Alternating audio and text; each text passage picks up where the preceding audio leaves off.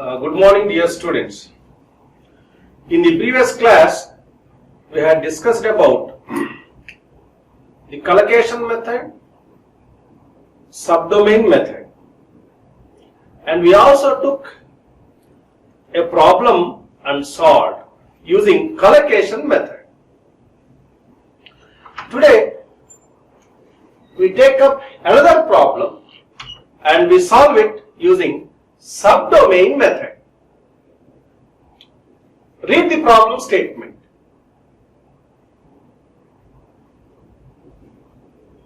Discuss the following method to solve the given differential equation. EI into d square y by dx square plus m of x equal to 0 with boundary conditions y of x equal to 0 and y of L equal to 0. Use subdomain method. Once again, discuss the following method to solve the given differential equation EI into d square y by dx square plus m of x equal to 0 with boundary conditions y of x at x equal to 0 equal to 0 and y of x at x equal to L equal to 0. Use subdomain method. Okay. So now, what is the given differential equation EI into d square y by dx square plus m of x equal to 0? Okay. Now, so this equation we are aware of. In strength of materials,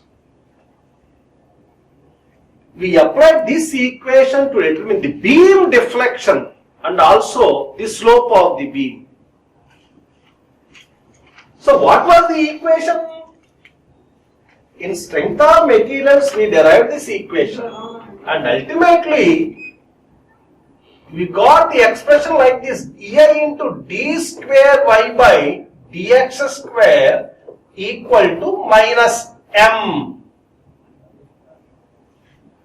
The product EI, it represents flexural rigidity. M is the moment acting on the beam section, distant x units from one end. For a beam of uniform cross section, the product EI is constant. So because E is Young's modulus of the material, say it is constant. When it is constant, when the material is isotropic. For a beam of uniform cross section, I is constant, therefore EI is constant. Then d square y by dx square equal to minus m by EI. M is a function of variable x, remember, because the bending moment acting on this section varies from section to section. It is a function of variable x. Okay? So now, so this problem looks like a strength of materials problem. So is it a simply supported beam? A cantilever? Is it a overhanging beam? We don't know. That is the reason why. I assume a simply supported beam like this, carrying a central load P. Say L is the length of the beam. I have taken a section XX distant x units from end B. Okay? No. So what is the bending moment acting on this section? It is Px by 2. It is Px by 2. I explained. If you take a simply supported beam like this,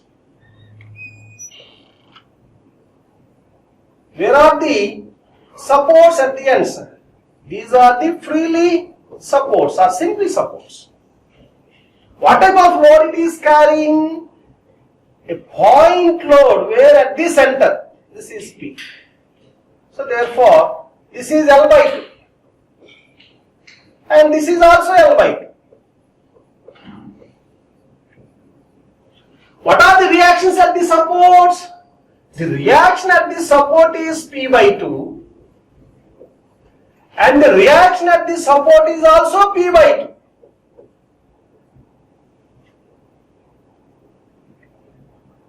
Now if you consider a section XX, distant x units from right end, what is the moment acting on the section? To determine the moment acting on the section, you have to take the forces acting on the right side of the section or the left side of the section and take the algebraic sum of all the moments. On the right side of the section, I take the forces. How many are there? Only one. That is the reaction force P by 2. This P by 2 constitutes a counterclockwise moment. I take counterclockwise moment positive. Therefore, P by 2 into what is the momentum x? Px by 2. Okay. Hence, see here. Bending moment acting on the section, I have here Px by 2. This is how I have taken. Okay. Now, how to choose an approximate solution satisfying the given boundary conditions. What are the given boundary conditions? Y at x equal to 0 equal to 0. Y at x equal to L equal to 0.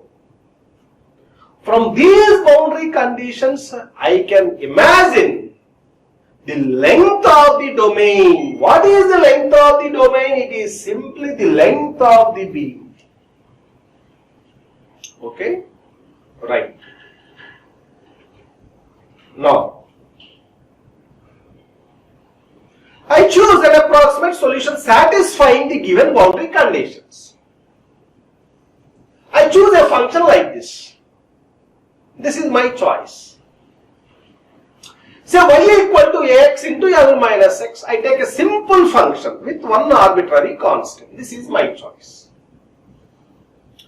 And I check whether this solution satisfies the given boundary conditions. What is the first one? At x equal to 0, y equals to 0. I put x equal to 0. Then I get y equal to 0. First boundary condition is satisfied. And what is the second boundary condition? Y at x equal to L equal to 0. Now, I check whether it satisfies. I put at x equal to L, y equals to 0. Yes, both boundary conditions are satisfied by the approximate function selected. Therefore, my choice is right. Okay? So now, I said no error we have determined. How we determine the error? As I said, error equals to LHS minus RHS. Error E equals to LHS minus RHS. Okay? The term on the left hand side minus the term on the right hand side. What is the term on the left hand side? It is simply A into d square y by dx square plus m of x, LHS. What is RHS? 0. So therefore, to determine LHS, you have to simplify LHS. Why? Because it contains d square y by dx square. I determine d square y by dx square firstly. Differentiate y with respect to x. Okay? Then differentiate y with respect to x. See here, this is the expanded form of this function. Expanded form of this expression. Lx minus x. Differentiate y with respect to x. dy dx of Alx, the product Al is constant, Al, into dy dx of x is 1. Therefore, Al minus d by dx of x square 2 into x to the power of 2 minus 1. Okay, so therefore, so here 2x into, see this constant here, say here, you please observe there is a small mistake, it is ax square. Please notice, please make correction.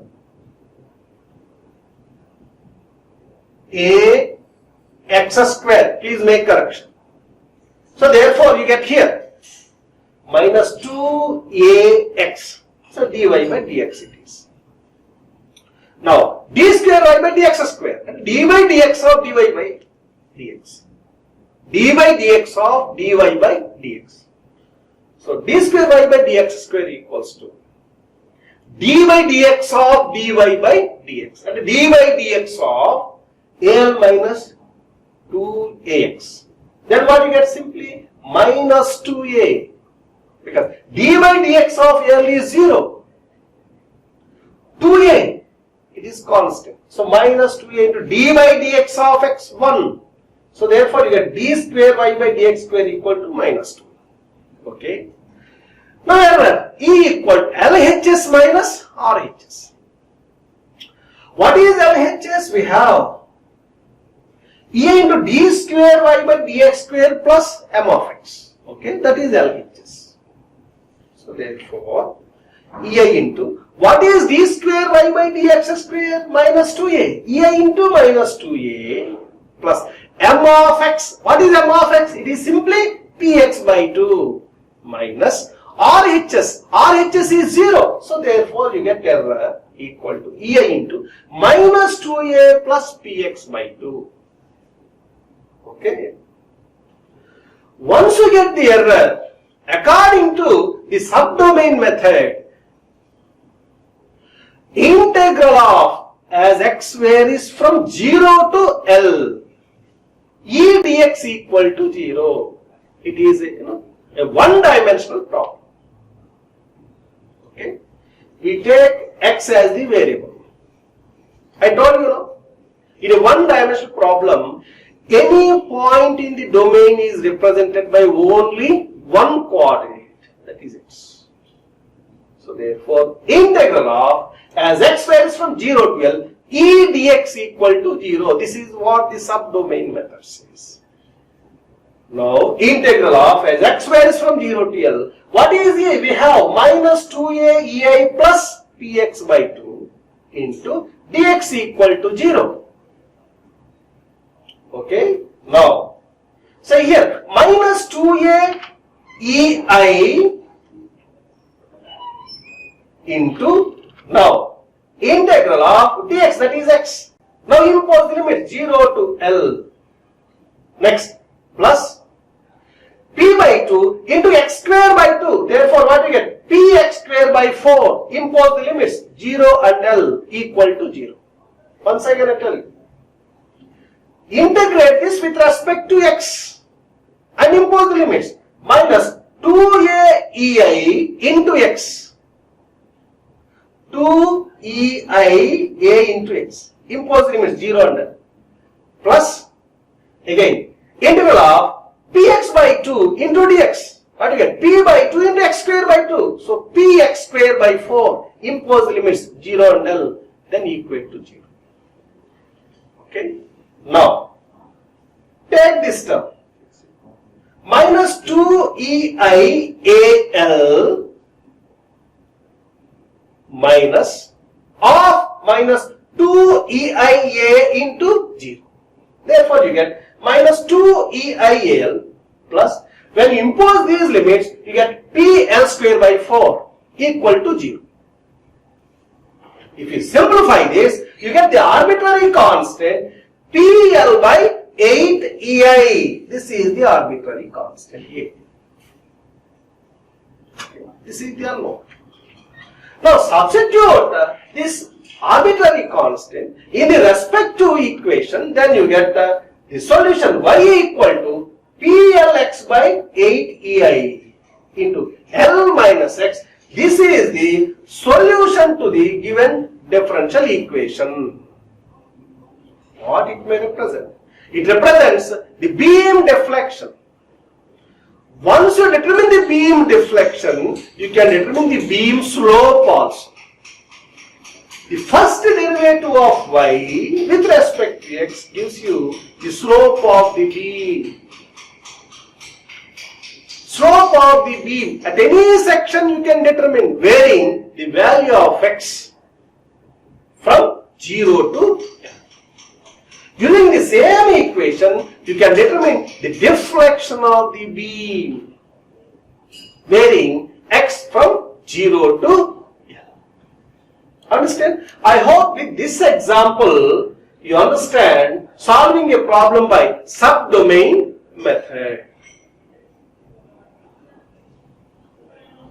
I hope you understand subdomain method solving this problem. Okay, now method of least squares. This is the third type. How many schemes are there under weighted residual method? 4. The first one is collocation method. Second one subdomain method. What is third one? Method of least squares. According to this method, the sum of squares of residuals are minimal or made 0. Sum of squares of residuals are minimal or made 0. Okay. How we determine the residual? As I said, you have to choose an approximate solution. If it is a structural mechanics problem, you have to choose an approximate solution defining the displacement, satisfying the given boundary conditions. Then substitute in the given differential equation and determine the residue or error. Square it, then it becomes E square. E square. Okay. Now, the sum of the squares of residuals over the domain are made minimal. That is the reason why. See here, if you choose a function say capital F as a sigma E square for minimal of the function f, you have to differentiate f with respect to ai. What are a? They are the arbitrary constants. I said when we choose an approximate solution, it contains a set of arbitrary constants. So therefore, f you have to differentiate partially with respect to the arbitrary constant and equate to 0. Where I varies from 1 to n. If there are two arbitrary constants in the approximate solution, the arbitrary constants are a1 and a2. Then you get two equations. Okay. So dou by dou a1 of f equal to 0 and dou by dou a2 of f equal to 0. You get two equations, each equation containing two arbitrary constants. Two arbitrary constants are there and two equations are there. When you solve both, you get the values of both arbitrary constants. If three arbitrary constants appear in the approximate function what you have chosen, then three equations you get. What is the first one? Dou by dou a1 of f equal to 0, dou by dou a2 of f equal to 0, and dou by dou a3 of f equal to 0. This is how we solve the problem. Okay? Right. Now what is f? Which equal to sigma e square. So therefore, write like this. Integral of dou by dou a of e square into d omega equal to 0. I said omega represents the domain. If it is a structural mechanics problem, such as a cantilever has one end fixed, remember. It may carry any type of load. It may be point load or couple or uniformly distributed load or triangular load or trapezoidal load. Doesn't matter. What is the domain here? The domain is represented by simply the volume of this body, cantilever. So therefore, this is represented by omega. Now what is the size of this domain? The size of the domain is expressed by the length of this cantilever simply. If L is the length of the cantilever, and as x varies from 0 to L, the size of the domain is defined. Okay, when you choose x-axis like this, the size of the domain is defined by, say, x equal to 0 to 1, sorry, x equal to 0 to L, that is the size of the domain. Okay, so integral of dou by dou A1 of E square into d omega equal to 0.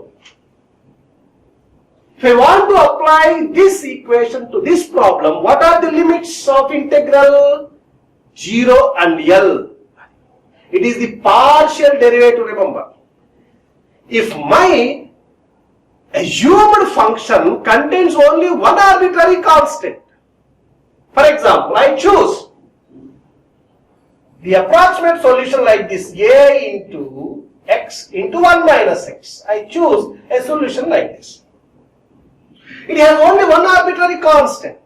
Then how I write the equation? Integral of d by dA of E square into d omega equal to 0. When the expression contains two or more arbitrary constants, then you have to differentiate E square partially with one arbitrary constant each time. Understand? I hope you understand. Now integral of dou by dou AI of E square, what you get simply? 2E into dou by dou AI of E into d omega equal to 0. Once again I tell you.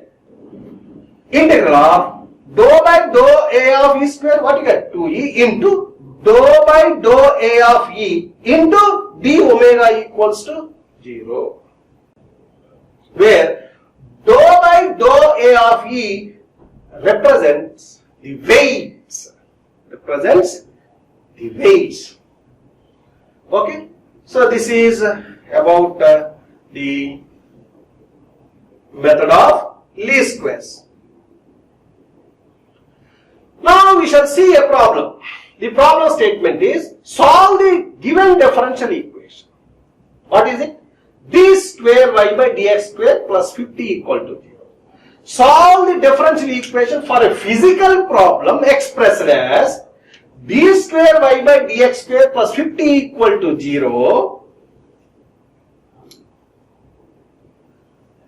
0 less than or equal to x less than or equal to 10, where boundary conditions y of x at x equal to 0 and y of x at x equal to 10 equal to 0. Once again I read. Where boundary conditions y of x at x equal to 0 is 0 and y of x at x equal to 10 equal to 0. These are the boundary conditions, remember. What is the size of the domain here? Size of the domain is,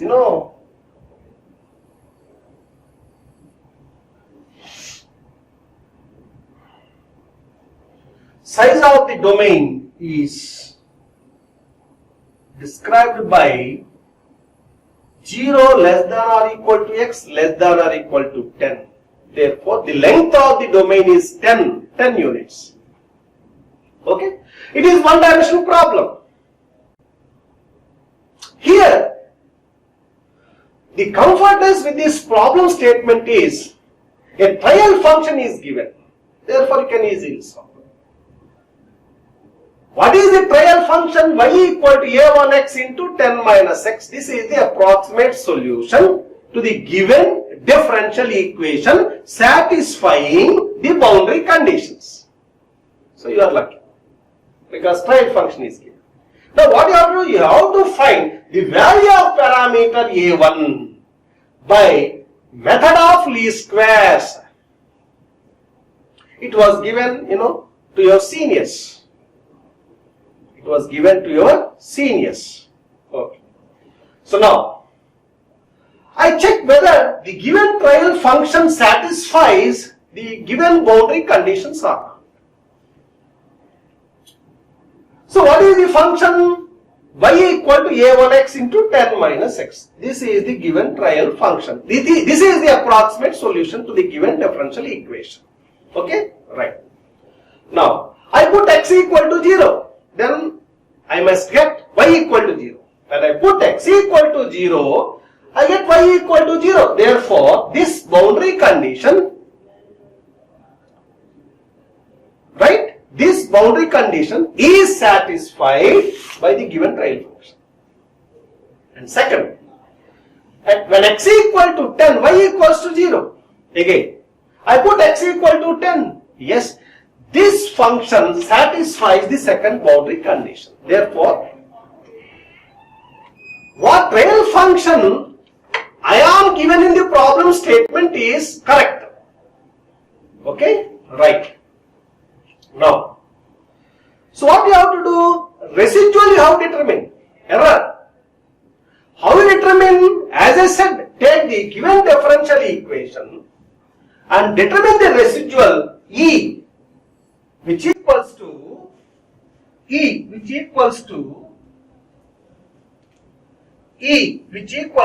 LHS minus RHS. So what is the term on LHS? D square y by dx square plus 50 and RHS is 0. Okay. So therefore, residue or error I can write LHS minus RHS. LHS you have to simplify first. To simplify LHS I determine dy by dx. I have y. Differentiate this with respect to x. Then I get dy by dx. If you once again differentiate with respect to x, you get d square y by dx square. So d square y by dx square equals to d by dx of dy by dx, which equals to dy by dx of, what is dy by dx? It is 10a1 minus 2a1x. I tell you. If you expand this, what you get? Simply a1x. 10 a1x. If you expand this, what you get? Simply 10 a1x minus a1 x square. If you differentiate this with respect to x, what you get? 10 a1 minus 2 a1x. 10 a1 minus 2 a1x. That is dy by dx. If you differentiate, with respect to x again, then you get d square y by dx, that is minus 2a1. Okay. So now error equals to LHS minus RHS. What is LHS? D square y by dx square plus 50. D square y by dx square I have minus 2a1 plus 50. What is RHS? 0. So therefore error is 50 minus 2a1. Square it. Then E is 50 minus 2a1. E square is 50 minus 2a1 whole square. Okay. How many arbitrary constants it has? Only one, that is a1. So my problem is very simple. Okay. Now what I do is I differentiate E square with respect to a1. It is not the partial derivative. It is the ordinary derivative. Therefore, I need not write no. I write simply d. According to method of least squares, integral of d by da1 of e square into dx equal to 0 as x square is from 0 to 10. So integral of as x square is from 0 to 10. What is this? D e square by da1. It is, see here, 2e into de by da1. So therefore 2, what is e here? 50 minus 2a1 into d by dA1 of E. What is d by dA1 of E? It is minus 2 into dx equal to 0. Once again I repeat. Integral of, as x varies from 0 to 10, d by dA1 of E square into dx equal to 0. d by dx of E square, what it is? 2E into d by dx of E. Integral of, as x varies from 0 to 10, 2E, 2 into, what is E? 50 minus 2A1. Minus 2 into d by dA1 of E. So this is E, 50 minus 2A1. 50 minus 2A1. Now when you differentiate this with respect to A1, what do you get? Minus 2, therefore minus, into dx equal to 0. Now if you simplify this, you get an expression like this. And after simplification, you get A1 equal to 25. Now substitute A1 in the given trial function, you get the solution to the given differential equation according to method of least squares. Okay? Thank you.